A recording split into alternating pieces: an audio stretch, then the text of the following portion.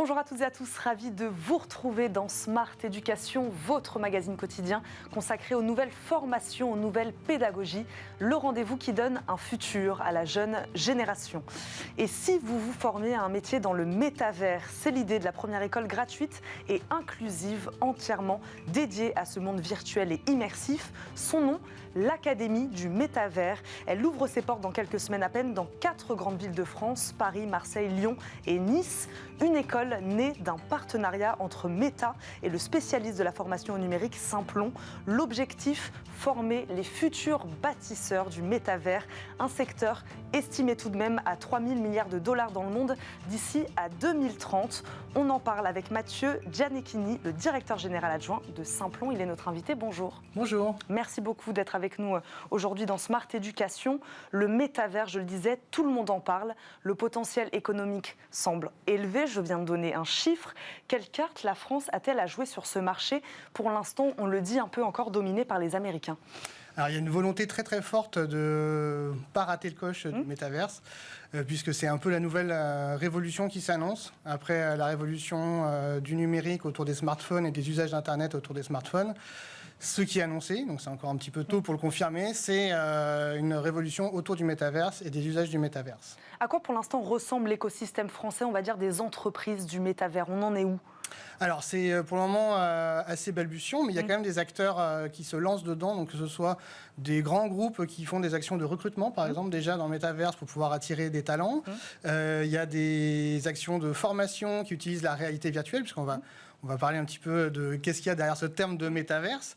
Il y a aussi tout un potentiel de développement de nouveaux usages, que ce soit sur les terminaux, sur les usages en termes de rapport au travail, ou encore dans les réseaux sociaux. Et c'est pour ça que Meta se lance largement dans cette question du métaverse. On va en parler évidemment de ce partenariat, mais j'aimerais revenir sur le besoin des entreprises. Est-ce que vous arrivez à quantifier, à estimer les besoins en recrutement ces prochaines années en France? Voilà, vous parliez des cas d'usage, des grands groupes, des petites structures, des start-up, tous ceux qui se lancent aujourd'hui et qui se lanceront demain dans le métavers. Vous arrivez à imaginer les besoins en recrutement? Alors, comme vous l'avez dit, il y a effectivement des grands indicateurs. Donc, c'est McKinsey qui avait annoncé 3 000 milliards de dollars d'ici fin 2030. Il y a aussi Meta qui injecte quand même 10 milliards par an jusqu'en 2030.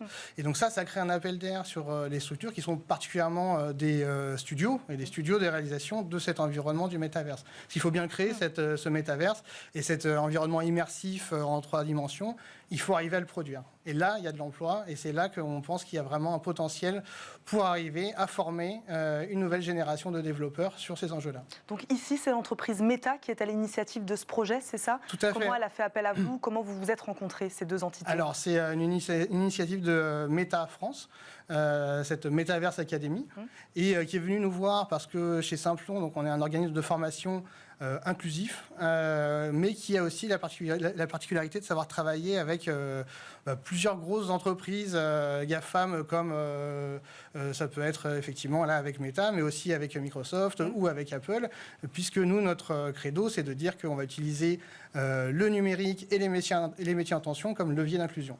Combien d'étudiants seront formés chaque année avec cette Académie du métavers? Quels sont vos objectifs? Voilà. Alors là, on commence avec 4 promotions, donc sur 2 métiers distincts. Donc il y a une promotion en Île-de-France à Aulnay-sous-Bois qui va être sur donc un technicien d'assistance en réalité virtuelle, puisqu'en fait ces casques de réalité virtuelle, il faut pouvoir les maintenir, les faire fonctionner, s'assurer que c'est opérationnel. Et ensuite, on a 3 autres promotions qui vont se lancer sur le métier de développeur en réalité virtuelle et en environnement 3D temps réel. Et donc, à chaque fois, on va parler d'une promotion de entre 16 et 18 apprenants. Et donc, ça, x4 pour cette année. Et ensuite, on va voir comment on passe à l'échelle par la suite. On va rentrer évidemment dans le détail de la formation et puis vous allez nous dire pourquoi aussi ces métiers-là en particulier. Pour rester sur les étudiants, quel est leur profil exactement? C'est ce que vous disiez, on connaît l'engagement de Simplon sur l'inclusion des personnes plutôt éloignées, on va dire, sur le papier du numérique. Voilà, quel sera le profil là, de ces étudiants? Première promo. Et bien là, on lâche rien sur le volet inclusif puisque Simplon, donc c'est 48% de nos profils qui sont bac ou infrabac pour 68% de sorties positives. Donc là, l'idée, c'est de garder garder cette approche-là. Donc sur le métier de technicien en réalité virtuelle, on a des profils qui en sortie auront un niveau bac. Donc on va principalement sourcer des personnes qui seront bac ou infra-bac à l'entrée. Et sur la partie développeur en réalité virtuelle, là, ça va être un niveau un peu plus élevé en sortie, qui va être un équivalent bac plus 3-4. Et donc, les profils qu'on va avoir, c'est comme d'habitude, on n'a pas de prérequis de diplôme à l'entrée, mais il faut une motivation à toute épreuve. Et pour le métier de développeur, avoir une première expérience en développement logiciel. C'est une formation accélérée, intensive, en alternance aussi, je crois. Voilà, expliquez-nous à quoi va ressembler le cursus tout au long de l'année. Tout à fait. Alors le cursus, donc c'est sur le métier de technicien, c'est 3 mois d'intensif suivi de 12 mois d'alternance. Donc l'idée, c'est de pouvoir avoir un bootcamp de montée en compétences sur les 3 premiers mois pour ensuite être capable de prendre un poste en alternance dans une entreprise.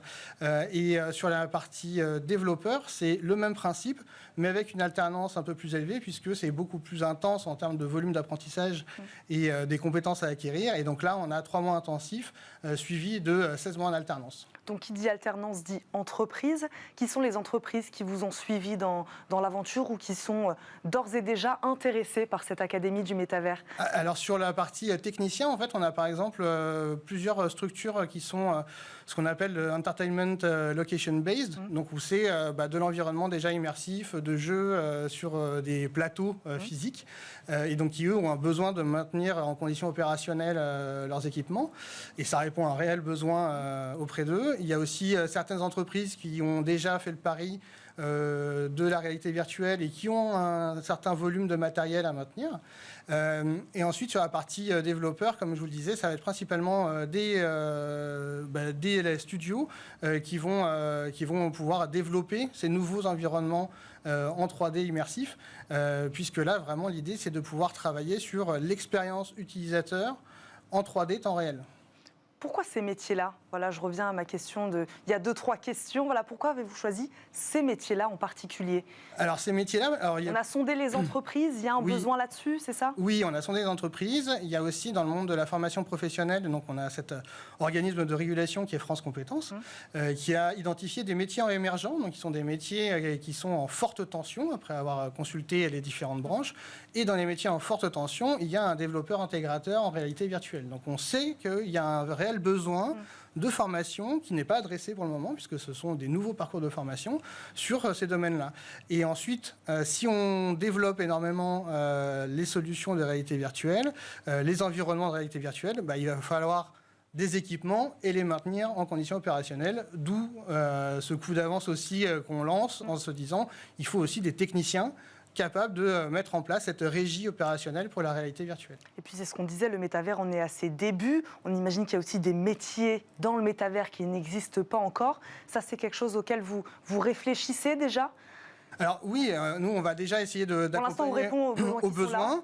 Ce qu'on sait effectivement, c'est qu'il y a plusieurs usages, donc typiquement tout ce qui est utilisation de la réalité virtuelle sur des chaînes de montage pour pouvoir utiliser des objets qui peuvent être ou des plateformes qui peuvent être dangereuses, d'avoir la capacité d'apprentissage en réalité virtuelle avant d'être en conditions réelles. Donc ça, c'est déjà des choses qui se font. Donc il faut pouvoir arriver à accompagner ce développement de formation-là, mais aussi les nouveaux usages, des nouveaux modes de travail, par exemple, de consommation aussi, on imagine. En tout cas, il y a toute une batterie de produits aussi divers que le divertissement, les grandes surfaces ou l'enseignement, qui vont reposer sur des mêmes compétences et des mêmes briques d'apprentissage que là, on va chercher à adresser avec notre formation de développeur en réalité virtuelle. Qu'est-ce que vous répondriez à ceux qui sont encore un peu réticents vis-à-vis de cet univers du métavers? Ça, peut-être que demain, ça touchera énormément de secteurs. C'est peut-être ça qu'il faut leur dire. Oui, en fait, c'est toujours cette réticence au changement qu'on peut avoir tous au fond de soi et à des échelles différentes. Mais il faut se pencher sur les usages, tout en gardant un œil critique aussi, puisque l'idée, c'est de ne rien lâcher non plus sur quels sont les enjeux d'inclusion et d'impact social ou environnemental de ces nouveaux produits. Mais il s'agit là d'une nouvelle tendance et d'une nouvelle révolution qui s'annonce sur les usages d'Internet. On a eu l'Internet en 2D majoritairement avec du texte, on a eu l'usage de la vidéo qui est arrivé, des smartphones qui a tout chamboulé, et ça finalement sur un nombre d'années assez restreint. Et donc là, le pari, c'est de se dire, le métaverse va être un nouveau mode d'usage, qu'on aime, qu'on n'aime pas, ça dépend ce qu'on en fait, ce qu'on y met. On forme donc au métavers. Est-ce que la formation se fera-t-elle, elle aussi, en partie dans le métavers, puisqu'on entend de plus en plus de grandes écoles, notamment, qui font appel au métavers, qui créent elles-mêmes leur propre univers virtuel immersif, voilà, pour que leurs étudiants puissent participer eux-mêmes à des cours dans le métavers. Voilà, est-ce que vous, c'est une idée qui vous a séduit aussi ? Alors oui, là, pour cette promotion-là, ce sera peut-être pour la prochaine, parce qu'on pourra leur demander de développer leur classe en métaverse, puisque ça va être ça le métier auquel on va former, c'est vraiment le développeur de l'environnement immersif 3D. Et après, oui, bien sûr, c'est des usages qu'on étudie déjà chez Simplon avec des casques, que ce soit la découverte des métiers, par exemple, quand on veut se former, comment on découvre un métier, comment on comprend ce que c'est que de travailler comme, par exemple, technicien système et réseau dans un environnement data center. Et ben, une immersion grâce à des casques de réalité virtuelle, ça peut grandement aider à prendre conscience du métier et de créer des nouvelles vocations.